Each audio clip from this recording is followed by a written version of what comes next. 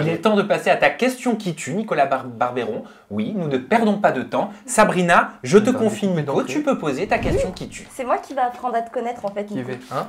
Ah bravo. Concentre-toi. Bravo. Ça va Nico? Ça va et toi? Ça va pas durer. J'ai des révélations d'Angel. Je te laisse regarder cette petite vidéo et je vais te poser une question après. Mon plus grand regret, c'est mon seul regret d'ailleurs je pense, c'est d'avoir accepté de faire un truc bidon avec Nico. J'aurais jamais dû faire ça déjà parce que de un ça ne me ressemble pas. Alors je t'explique. Parce qu'en fait, Barbeyron ouais, Nico Barbeyron avec qui j'ai partagé donc, les vacances des anges, qui se plaignait qui recevait beaucoup de pression pour qu'il se mette en couple avec Emma. Moi je recevais beaucoup de pression pour mettre en couple avec Toto. La pression elle venait d'où?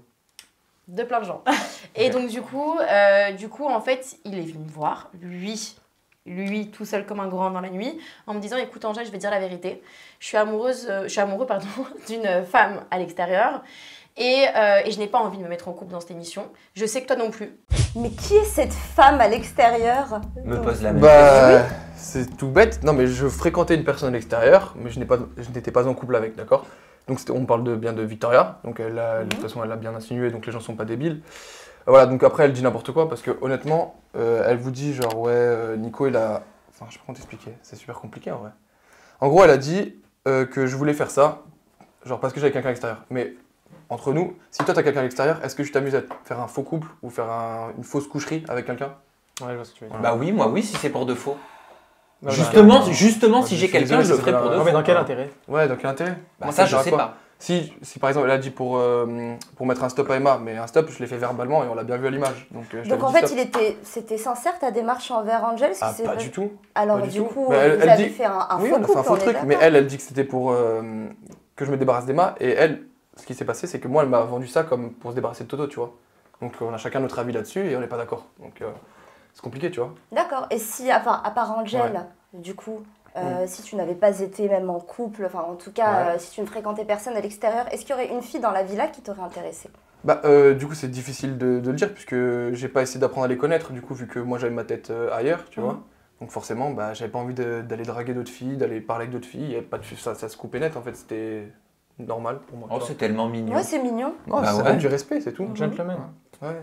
T'es quelqu'un. Bah grâce à toi Sabrina, on sait que c'était Victoria, cette fille à laquelle elle pensait. Voilà. Exactement. Zoubir, je te confie ton ami Nicolas Barbeyron, c'est à toi. Je vais m'occuper de toi. Lors de votre rupture avec Victoria, quand vous êtes séparés, elle a dit que tu n'étais pas capable de lui apporter certaines choses. Alors qu'est-ce que tu n'étais pas capable de lui apporter, à part ses affaires? Bah je pense que du coup c'était... Moi tu vois je suis ostéopathe, elle il lui fallait plutôt un psychologue, mais c'est pas méchant, genre vraiment... Non mais tu rigoles pas, c'était pas méchant. Vraiment genre elle est un peu perdue sentimentalement parlant, tu vois, elle sait pas trop où elle en est. Et du coup, bah, c'était mieux comme ça, tu vois, qu'on se sépare, plutôt que de continuer sur une base qui est mauvaise et où elle est égoïste. Tu sais, en gros, elle se donnait pas, genre, à 100% dans la relation. Mais vous allez super bien sur les snaps. On dirait que vous étiez ensemble H24 pendant un moment. Bah oui, mais c'est vrai, c'était ça. Mais après, tu vois, ce que tu vois en story, c'est pas forcément ce qui se reflète en vrai aussi, tu vois.